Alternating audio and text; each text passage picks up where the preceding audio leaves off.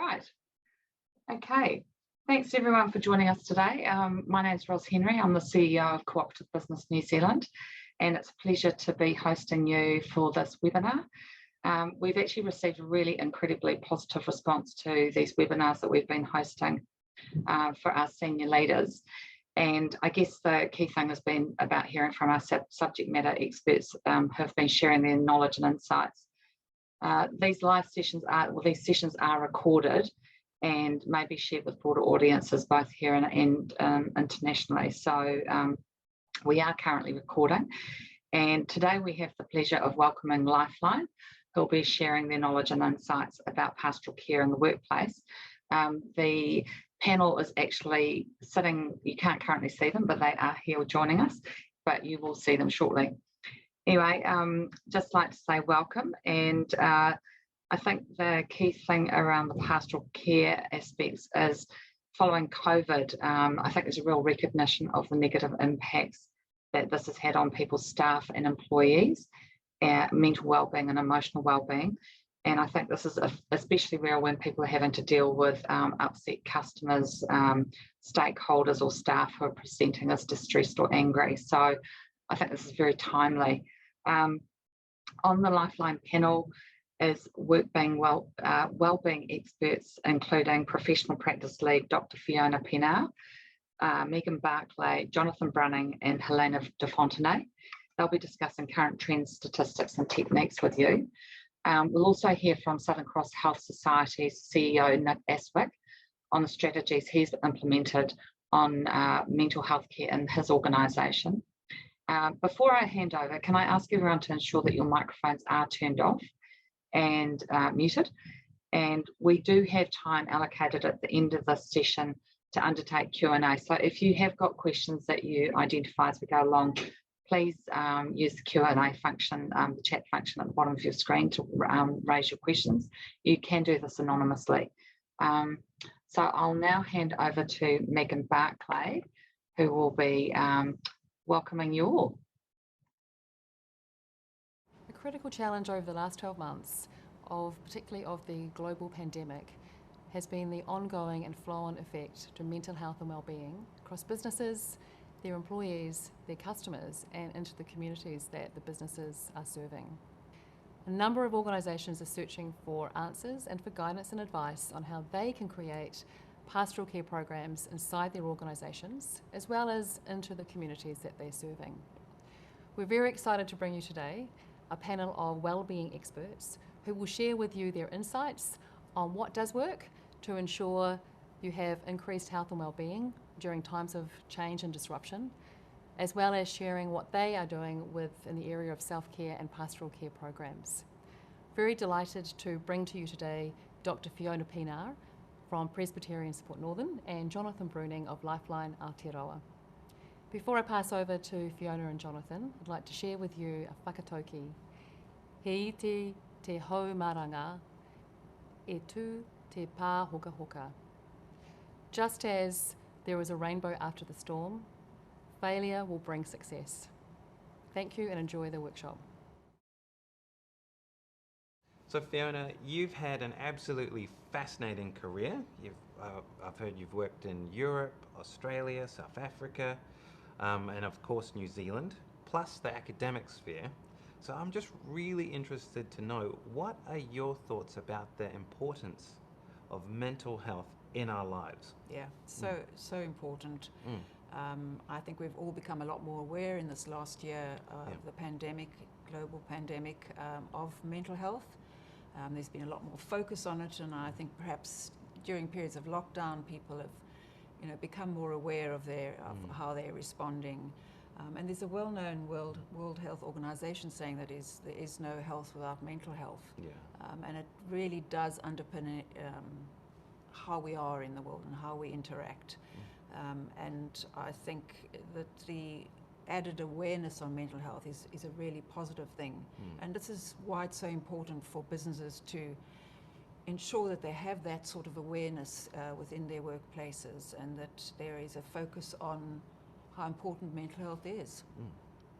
Yeah, and on that, so we are getting this growing awareness of the importance of mental health in our own lives. Yep. How important do you think it is for workplaces to have awareness and support for mental health in place? Yeah, hugely important. I think in the first place it sends a great message if there is a culture of mental health awareness in a workplace, and that it goes right from, right across the organisation, that everybody is aware. And we also know that, we bring our whole selves to work, and we may not reveal all aspects of ourselves, but we know that if there is support for mental health and awareness, and that people know what they can do and what's available, what the resources are, then people will feel more able to do their jobs and be more engaged, and know that there is support and awareness around them. I mean, not everybody wants to talk about their mental health, but just knowing that there is an acceptance that we do have mental health, I think contributes hugely to the well-being in workplaces. So I think it's really important. And I also want to stress that if you are feeling in a lot of distress, or someone you know is in a distress and you're really worried about their immediate safety, please don't hesitate to call 111. At the very least, they can just do a welfare check on them and ensure that they're going to be safe for that moment. Yeah. And so also one of the things you discussed previously and we've noticed as well is when workplaces have support in place for mental health and awareness, and those strategies are put in place, they keep employees longer and staff longer, and they actually work more efficiently too. I was also wondering if you could share some of your thoughts around the strategies that the workplaces could use. Yeah, exactly. I think that having all that awareness and having resources is really amazing, but there are also things we can do ourselves, and we talk about these strategies, and they're not rocket science, a lot of them, but it doesn't hurt at all to be reminded of some of these things that we can do for ourselves and notice about ourselves. And I guess the first one I'd say is walking. Of course, any exercise, we know exercise is really important in our lives and is good for our mental health. It takes us away from our work, and it helps us to just focus on something else and relax. But walking in particular, there's been a recent study here in New Zealand on the benefits of walking. And even if that is just getting out and walking around the block with some colleagues at lunchtime, that can, that clears your mind, it gets you into a social situation of talking and relaxing. Fresh air, if you're working rurally, perhaps you can get out and, well, you're probably out there working outdoors anyway, but just find some way to do a relaxing bit of exercise. The other benefit is actually walking on your own, and whether that's in the morning or when you get home from work, it just does clear your head, and in fact you can consciously think of how do I actually stop my thinking about my work and something that might be worrying me. I think we call it ruminating about something that is just taking up your mind, and just focus on other things you can hear when you're walking, like the birds, for example, and or music if you're walking. So it can be really, really relaxing and ground us. So I think walking is one, and the other one that I would mention is hydrating. Make sure that you are taking in enough fluid during the day. Of course, coffee's great, but water is really essential. I know they say make sure you're drinking water, but actually do make sure you're drinking water. Because I find personally that if I'm working really hard, I can feel my energy levels going down. If I stop and have a glass of water, you can almost feel it hydrating your body if you think about it. So that's another one. An important one also is breathing. It's something we all do without thinking all day, every day. But actually thinking about your breathing consciously, because if you think about it, we're often breathing very shallowly through the day and we don't really think about it. And a good technique to ground yourself and feel more calm, if you can feel yourself feeling stressed at work or in any kind of situation, is to stop and take a very deep breath in, count for about 6 or 7 counts, hold your breath for about 4 or 5 counts, and then breathe out again for 6 or 7 counts. And if you do that a couple of times without hyperventilating, then you can feel yourself feeling really grounded. It just does something about, you know, grounding you and making you feel more calm. And I think it gives you an opportunity to focus on your breathing and not on your thoughts and whatever might be making you feel stressed. Yeah. So that's a really useful strategy that we can use at any time. Yeah. And then I think a really important one that is emerging more and more in research is how important it is to be able to identify at least one person in your life that you can talk to, you know, that you can actually confide in and talk about whatever it is that is worrying you. And we know that if you've put it out there and talked to somebody, whatever is concerning you, it actually does clear your head as well. So really important that you can stop and think, who do I trust? Who can I talk to?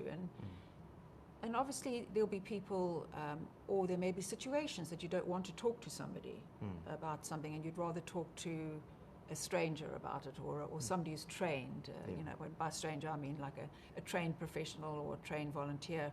And this is where organisations like Lifeline come in, that at any time of day or night you can call or text, and you can have a conversation with a trained volunteer or counsellor professional.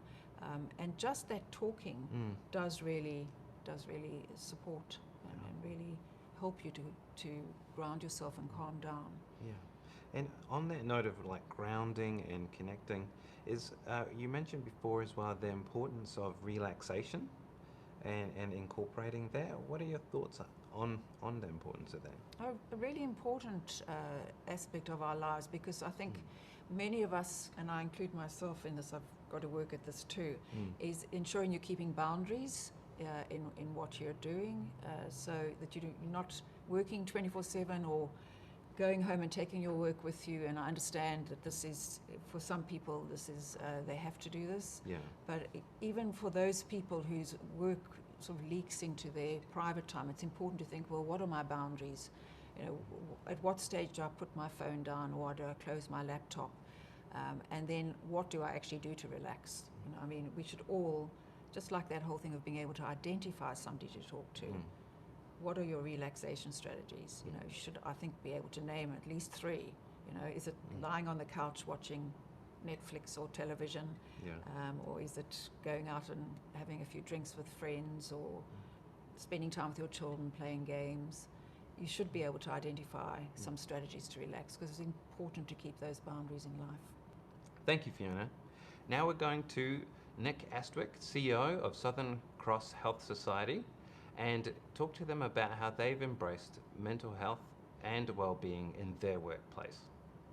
So thanks, Fiona, and can I thank everyone for, inviting me to, have this conversation, a conversation that New Zealand Aotearoa needs to have.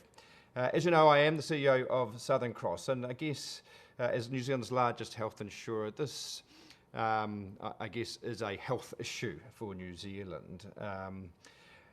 We all probably know, the narrative in New Zealand that modern life is really threatening not only the mental health but also the mental well-being of New Zealand. In fact, last year, our Healthy Futures survey, in addition to the Business New Zealand surveys that we do every year, has shown that particularly mental well-being and the resilience of Kiwis is under threat, whether that's from work-related issues and work-life balances, or human issues, relationships, financial stress, and all those sorts of things. So it is undeniable that threat is real. I think the first and most important thing in terms of, leading into how we solve some of that is to really understand the difference between mental health and mental well-being. Now, I'm not a clinician, but we did spend, at Southern Cross, we spent a lot of time trying to understand that. And in simple terms, mental health is on a spectrum this way. Mental sickness versus mental health is largely a clinical diagnosis. In fact, mental health is the avoidance of any mental sickness. But mental well-being is this way, between flourishing and languishing. So you can have very healthy, mentally healthy people who languish at any one time. And so really, really deeply understanding, I guess, as employees of people and leaders in New Zealand, that is probably what I would say is the first priority. And noticing the difference between those and how you respond is critical. At the end of the day, clinicians need to get involved in mental health, sickness issues around that. So that's the purvey of clinicians. But us as leaders, our job is to make sure we create environments whereas for much of the time our humans and our employees can flourish.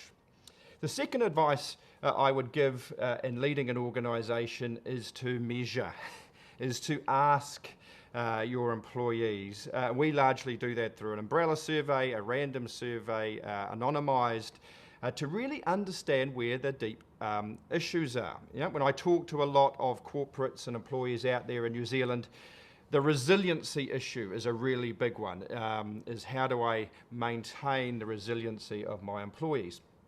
But when we do the surveys, we tend to see two things. The first is, I guess, what is the work environment creating in your employees? What are the stresses that are going on that are in full control of you as a leader in your organisation?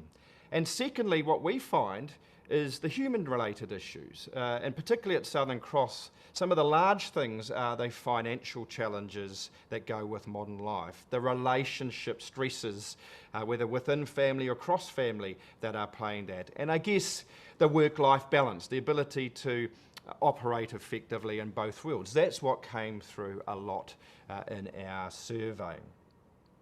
For 10 years, Southern Cross has had a in-house wellbeing program. We call that Switch to Well. And we do invest a lot in really understanding those issues and having a very holistic program to make sure that we are not only caring but intervening effectively. And in fact, 86% of our employees are in a good wellbeing state as a result of that work. 93% of them really know that we do care about that. And that would be my single piece of advice, is once you understand the difference between those, once you understand where the risks are in your business, is take the first step. Because that first step shows you as an employee deeply cares. Be targeted, be really, really focused. If it is workplace-related issues, solve for those in your control. If there are issues around financial stresses or relationship, partner with some key individuals to really, really help that. Now, one thing we clearly noticed when we did our Healthy Futures was under COVID, we've seen actually more pressures and anxiety coming on, all Kiwis really, and particularly the workplaces, as everyone sort of had to largely end up in their living rooms and dining rooms and bedrooms looking after customers or suppliers and those sorts of things. So we've seen in COVID an amplification, I guess, of some of those stresses. Here at Southern Cross, like a large amount of you and the businesses, we did move to 100% remote working. And again, we found that actually helped a lot with some of the anxiety and workforce risks to your health and well-being. And obviously, as things have changed through the alert levels, really getting that balance right. We have found that flexi working done well does really, really help with the well-being of our employees, particularly that ability to be a good mum and dad at the same time as being a good employee, fusing a little bit more of work and home life together rather than complete compartmentalisation. So we are seeing some really good shoots, I guess, of a good flexi working. We are not perfect by any stretch, and we're trying to get that balance better. The second thing I would also encourage is, as we've seen in COVID, many people haven't taken annual leave, mainly because of the borders are shut. So I do encourage a very purposeful strategy about leave taking and being very clear and purposeful that is done in the health and well-being of your employees on that basis. So a combination of strong flexi working and very purposeful leave taking, we think, is quite an effective strategy in mitigating some of the health and well-being risks. And of course, as leaders, we have to put the oxygen masks on first before we can look after our people. I think that's probably one of the most important things, is there's a lot of work pressures that go at the leadership level. Firstly, can I just say, what do I do? Again, to make sure my mental health and well-being is really good to go. Firstly, there's three things that I really focus on. I mean, the first is the physical health. I do feel like eating well, sleeping well, being physically healthy is really important, and I guess taking that time to do that in a busy life and being very purposeful about doing that is one of the critical components of that. Secondly, and probably not as commonly in leadership, is this understanding of healthy attachment to work. I meet a lot of people that their work defines them, and so when successes come along, their personal self-worth goes up, and when failures come along, their personal self-worth drops. And so having a really healthy attachment to work, particularly in the higher leadership levels, are really important. Now that is a skill, but I actually see the well-being of a lot of leaders get dragged down when work challenges or pressures or failures mount. So having that healthy attachment for me is something I really focus on. And third, as leaders, you've got to care. You've got to fundamentally have a value of care for human and employees. And so you've got to be in a state of mind to do that. For me, though, it's simple business. If you look after your humans, they are productive employees, they are good for business. And there is no doubting, that at the end of the day, a healthy culture is a culture of health. And so it is good for business as leaders to make sure that their environment, that they can flourish and prosper. So for me, I always try to have that mindset, which is probably more natural to others than others, but at the end of the day is really focusing on a people-driven culture. It's really important, I guess, to partner with those who are really expert in this area. I mean, Lifeline is a very good example of a partner that can get you started in the journey, I guess, of actively and purposefully managing the health and well-being of your people. Megan, you are the Lifeline Enterprise Consultant, and you've been out in the community and interacting with businesses on large scale, small scale, and in really varying industries, and helping them develop their pastoral care programs and strategies. And I'm wondering, when you've been out there, what have you been noticing? Well, there have really been three key areas that businesses of any size or complexity or industry have been coming to Lifeline for support regarding. They really wanting to be able to upskill champions and teams, small groups of people inside their organisation who can be peer support staff inside their teams, inside their businesses, people who can provide pastoral care to their colleagues, but also know how to support their customers and clients who are experiencing some kind of stress, financial stress, or anything else that is impacting them.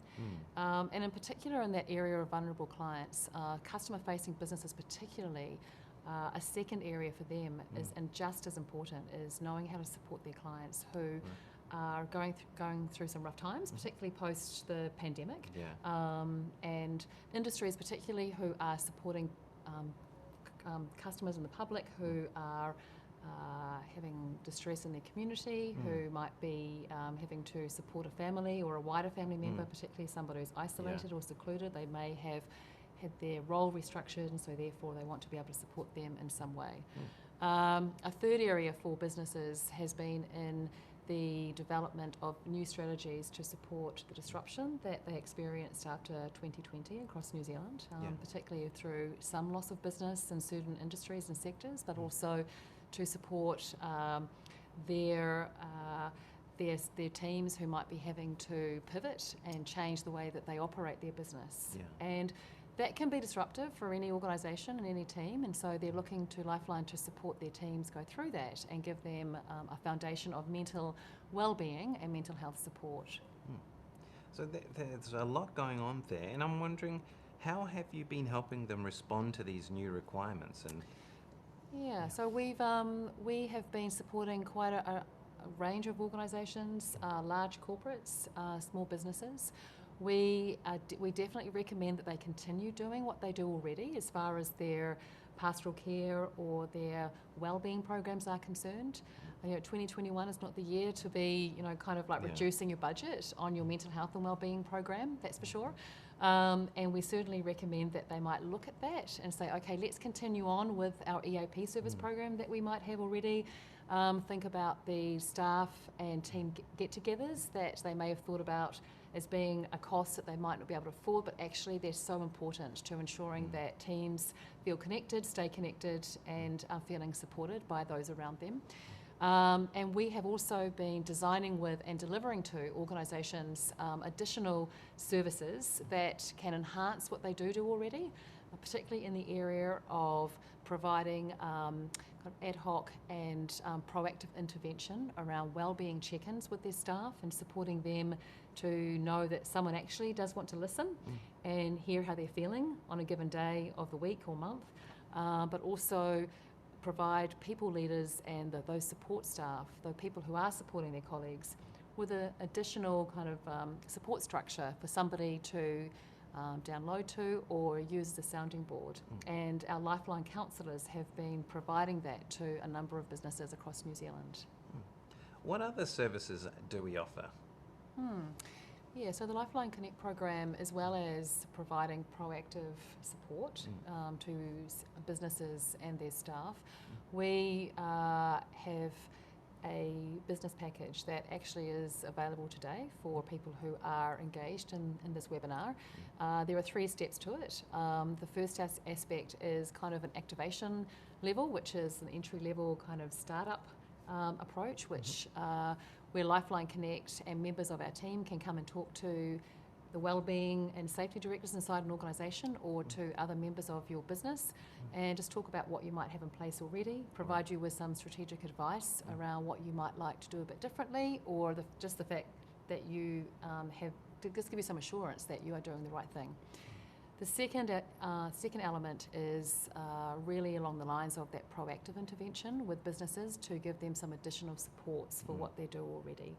And that is in the area of outbound calls to support staff and people leaders, as well as providing potentially those same outbound wellbeing check-ins to their clients and customers who they're worried about, and also providing the opportunity for the business to make contact with their entire employee base, just to do little wellbeing check-ins with them periodically. What it does is it frees up the business to focus on their business, and Lifeline can step in and provide some additional pastoral care to their teams. The third area is where an organisation might want to create a more sustainable program, and they might wish to invest in additional professional development for their pastoral care team members, and that is in the area of giving them support and training in knowing exactly how to support somebody who's going through distress inside their team, but also knowing how to support customer-facing teams and the distress that they may be experiencing as a result of supporting the public. Wow, those are some really big programs there. And I'm just wondering, with those programs, what kind of benefits do people expect to see? Yeah, so just I guess in the same way that Fiona was talking earlier and reinforcing her points, the Harvard Business Review, for example, publishes numerous articles about the benefits and value of pastoral care and health and wellbeing programs. And particularly in 2010, an article talked about the value of a 6-to-1 return on investment. For every dollar spent on health and wellbeing programs inside an organisation, there is at least a $6 or six-fold benefit in the increase in productivity across the organisation, the increase in staff morale, as well as a reduction in sick leave. And Nick's already talked about insights from a New Zealand context and also from a Southern Cross perspective. And certainly from a psychosocial perspective, there's really strong evidence that providing people with the right and appropriate and timely wellbeing programs inside their workplace, that they're able to be more sociable, they're more resilient in times of adversity, as well as thinking more charitably and more cooperatively as a member of the team. Oh, that's amazing. And I'm just wondering, how can people actually get in touch with you about these programs? Yeah, so we're really happy to hear from anybody. We want to be able, if you want to talk to us about the packages that I mentioned earlier, the 3 steps that you might want to think about to enhance what you're doing already, or if you're just starting and you'd like to get some advice on any of that, you can reach out to us, 0508 Connect, or you can email me or have a look on our Lifeline Connect website, and we'd be really happy to talk to you. Awesome. Thank you. It's been a pleasure talking to you. Thank you, Jonathan. Cheers. Thank you for watching, everyone. Feel free to reach out to Lifeline Connect if you have any more questions. Welcome back, everyone. That was really interesting, and I have to say, for myself personally, I've been sitting here practicing my breathing and having a glass of water. Really, it's actually really good just to reassess and think back on some of the challenges that we've all faced over the last 12 to 18 months. I'd now like to welcome our panellists for the Q&A session. Can I ask all the panellists to turn on your videos and speakers? So we'll welcome back Dr. Fiona Pinar, Megan Barclay, Jonathan Brunning, and Helena de Fontenay. So welcome all of you. Now, I've got some questions that have come up that have already popped up, so I'll start with these. There are so many different personalities, and they all have different ways of dealing with stress. So there's no one size fits all. How do you ensure everyone is brought along in the workplace wellbeing journey, yet it remains personalised to individual leaders' needs? So who would like to answer that of the panellists? Fiona, perhaps you might like to share your insights on that. And yeah, my apologies about my camera. For some reason having some problems. So yeah, I think first of all, really good to hear Nick and his views, because a lot of what he's saying is really giving an overview of what a good program is and a good strategy in an organization. And I think it's really important to have a comprehensive mental health strategy that stretches from your board level down to your CEO, to your managers, and an inclusive one, so that people feel that they, that there is support for them as an individual within the organization. But so if they come to work and they have an issue, there's a range of things that they can supports they can access. But importantly, that there is just a general overview of an understanding of mental health in the workplace. So I guess you want to keep a balance of supporting people, but also knowing when to refer people on to professional support, as has been talked about, and what Lifeline Connect can offer, and perhaps the other strategies that have been put forward recently by the Wellcome Trust, who does global research around mental health at work, and things like peer support programs, budding at onboarding. All those sorts of things are really support people individually, but within an overall mental health strategy within an organization. Thanks for that, Fiona. I've got another question here. I think it's possibly related to Nick Astwick's comments with regards to interesting points about healthy attachment to work. Has anyone got any comments to that one? Because I think that's very true. Fiona, yeah. We can talk about that again. I mean, it's one of the important, I think somebody mentioned, might have been me actually, connectedness and how important that is. And we know that it's actually not just, research shows us, it's not just connectedness to someone to talk to, it is also connectedness to your work, and to feel attached to that and get a lot of pleasure out of it. But it is, as we've talked about in the webinar, about balance as well.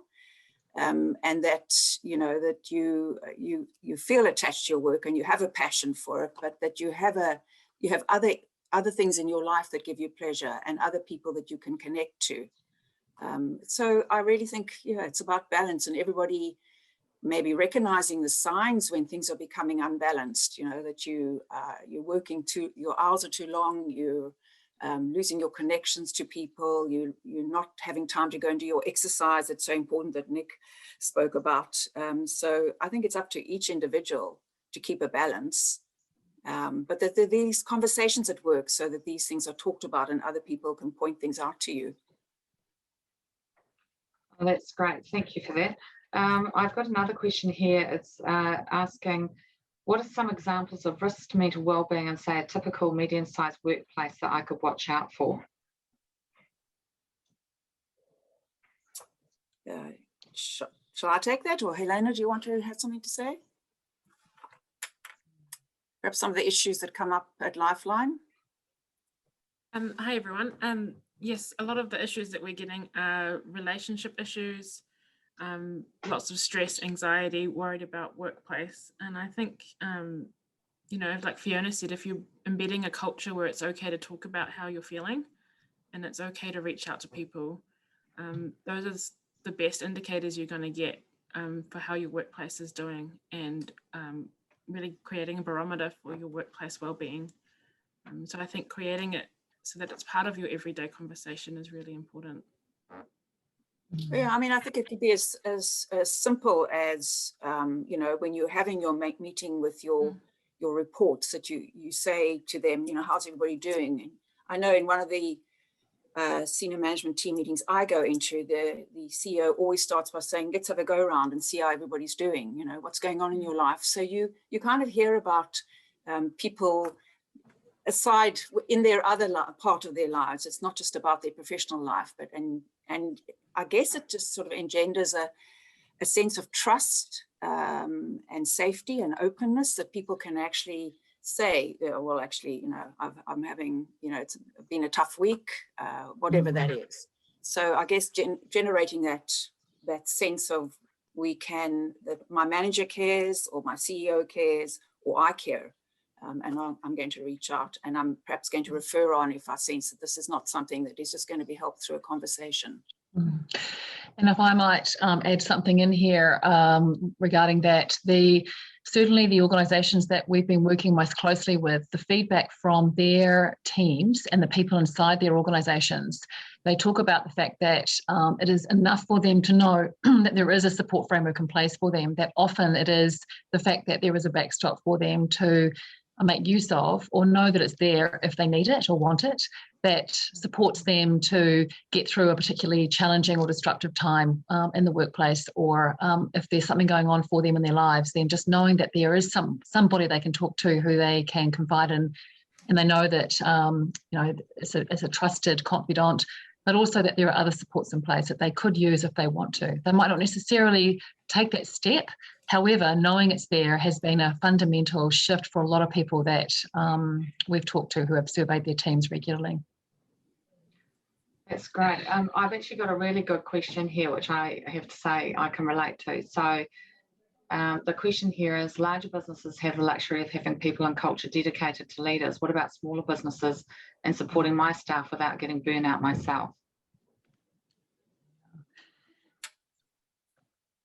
Yeah, Fiona, do you want to? Oh, Jonathan, go. Yeah, fantastic. I guess I sort of see it tying into as well, really well, to the previous questions about, how do I cater to my staff who are possibly all very different, doing different functions, have different personalities, going through different situations, and then my own leadership style or my team's leadership styles. And then that idea of the work-life balance. And then, so for me, it really just comes down to that idea of mindfulness.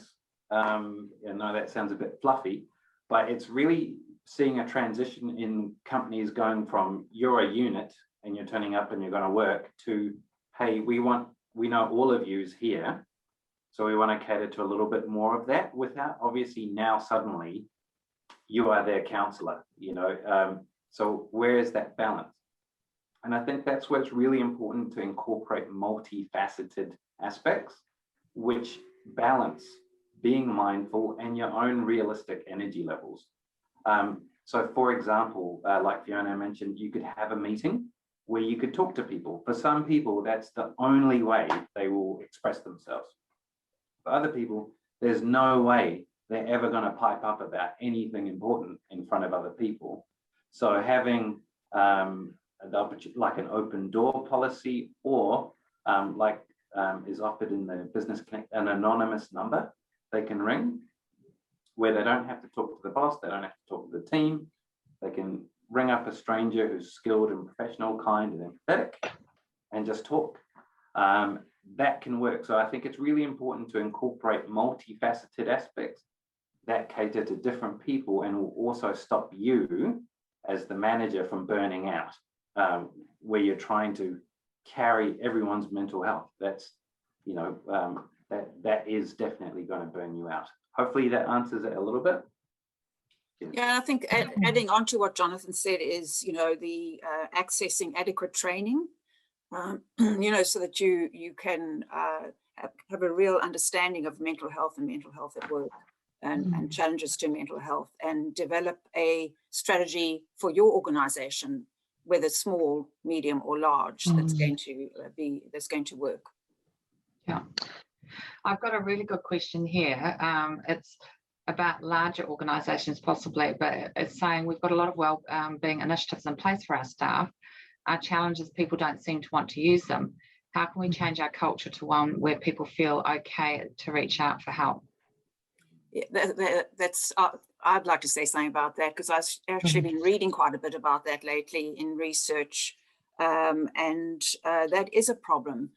And whether this is true for the person who's put the question in or not, evidence shows that the more you involve your employees in developing a mental health strategy, a comprehensive strategy, the more engaged they'll be. I mean, sometimes it can be difficult to get people to engage around mental health, but again, the more it's open and it's safe to talk about it, you hope that that will improve the situation. But so, you know, that whole people feeling that they have taken part, and, you know, Nick spoke about having annual, you know, annual surveys, and then importantly to give feedback and to talk about, you know, perhaps where there needs to be more input, or the development of the strategy.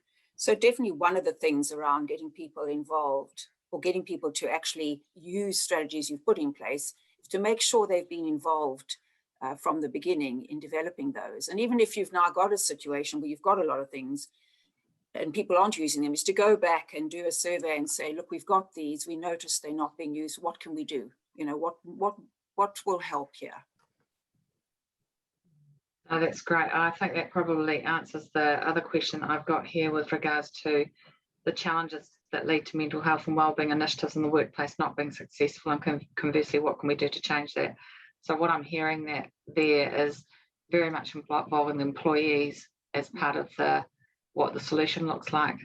Yeah, and one of the other things that comes up in that Wellcome Trust global research is around also looking at perhaps employee-to-employee support systems, you know, so training your employees to support employees, and so that people are, you know, feel that there's support at a really peer support level, and then moving through various levels. So that would be part of that. Engaging people in the construction of a strategy is making sure that you have a certain number of them who are getting that training. And so the overall training for everybody, or training is probably the word that might put people off, education perhaps. You know, there's education available for people, and those who want to get more involved can, as long as there's support for them as well, which is one of the things Lifeline Connect offers, of course. I'd also just like to chip in on that one too, is I think it's also a little term called like a stimulus habituation, which is if your workplace is being consistently saying something, it can sometimes get tuned out a little bit. And I think also tied in with that is the idea, if we're really hand on heart about what it's like to work in a business, sometimes initiatives can seem like a checklist, where the sort of genuine authenticity around it might be, if you're really looking at it as from an employee's perspective, might not seem as authentic as what it actually is. So that's where perhaps having people from outside the organization coming in to kind of refreshen things. And then I would also say potentially, this is a bit challenging, especially if you're already overworked, but the idea of leadership modeling the mental health aspects, and it might not be that you are mentally perfect, but more if you feel it, saying, hey, look, I've called this number, I've done this, I've taken time out, it's been really good for me. Things like that, where there's where they're seeing, oh, actually, even our leadership is doing this.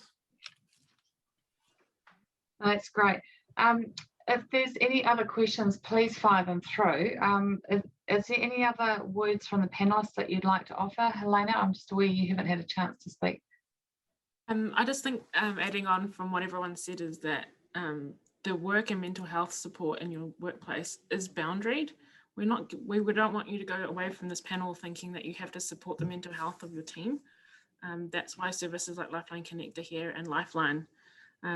Yes, we want to help you have the conversations, but we're not saying you have to be responsible for everyone's well-being. That's why we want to bring in people to support you and to let you know about services like Lifeline. So I just wanted to reassure people that we're not saying you have to leave this meeting and be great mental health professionals. Well said. I've just got two other points I wanted to just highlight. One that Nick brought up about the flexi working. There is a lot of emerging evidence. I guess a lot of it has come around as a result of the pandemic, but that flexi working is a very positive strategy in terms of mental health at work. So I would just reiterate what he said there. And the other one was that there's been some research about the benefits of breaking up excessive sitting. I'm sure we all know that at a cognitive level, but there are organizations who are now bringing in these, I'm not suggesting you do this, but these bicycles under your desk, where you're cycling under your desk, or those standing desks, which increasingly you see around the place, that excessive sitting is detrimental to our mental health. So getting up and walking around and, getting out and getting some fresh air, just reiterating that once again.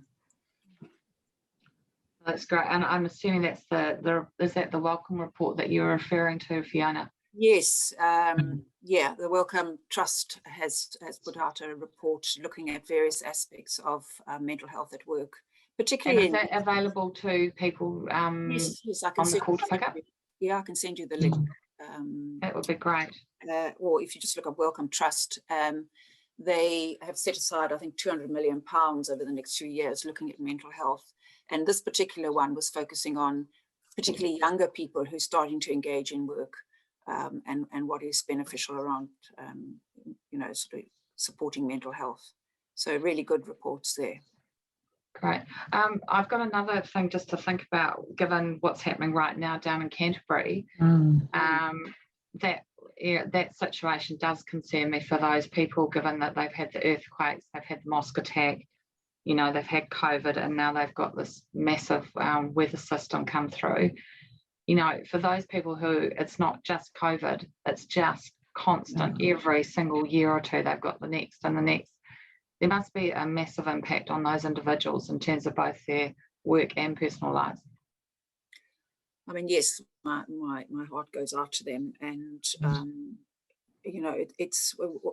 there are a lot of grief and loss and change issues associated with all of these events that they have experienced and are experiencing now with the floods.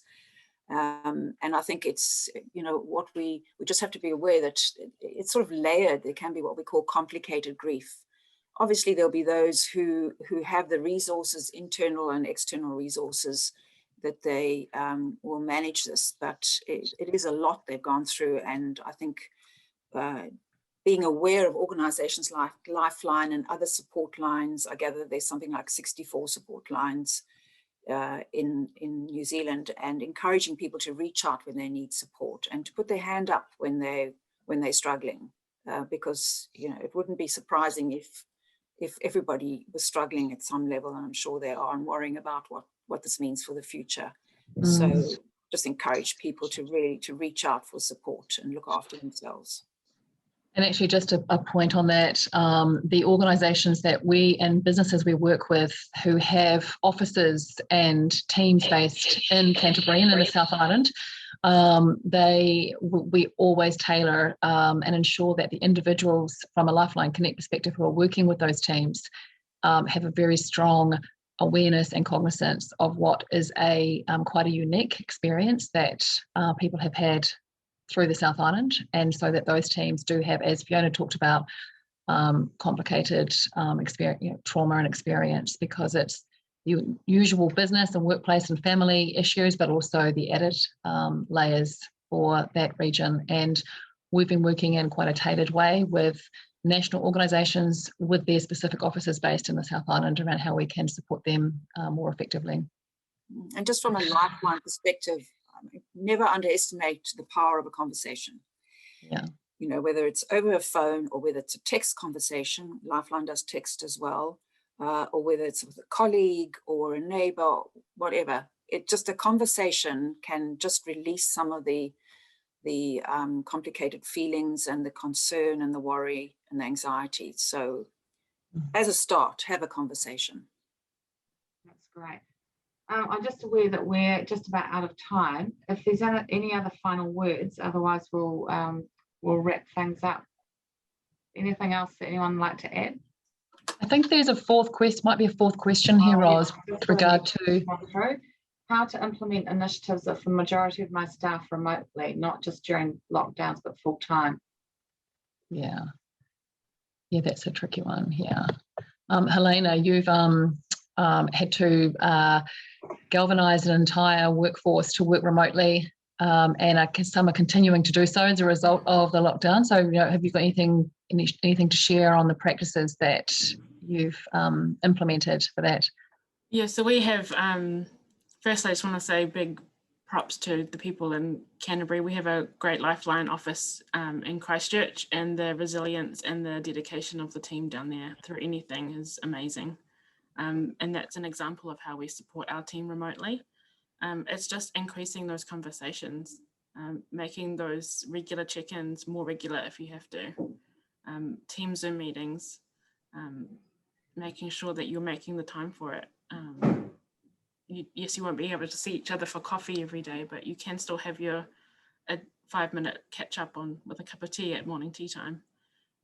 Just making those part of your regular processes, I think, is really helpful.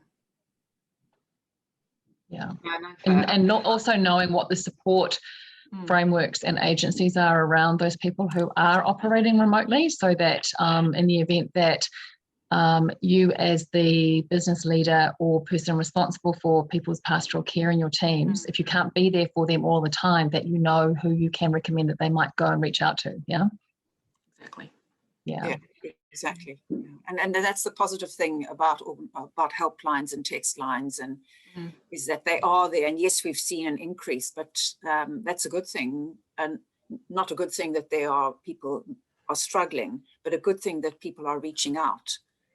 So yeah, we just encourage people. And if you're a person supporting somebody or a manager, don't be scared to ask them if they're okay and what they need. Yeah. Okay, well, I'm just aware we're just about out of time, so I'd just like to say thank you everyone for your time today. It's great to hear from subject matter experts such as Lifeline and your expertise sharing your knowledge and insights. For those of you wanting to further engage on this topic, obviously we've heard about Lifeline and their ability to support you and providing their contact details, so we'll send that through subsequent to this webinar. And if you'd like further information regarding Cooperative Business New Zealand and the work that we're doing on behalf of New Zealand's member-owned businesses, please don't hesitate to get in contact. Kia kaha, everyone. See you soon. Kia. Bye. Thanks, Roz.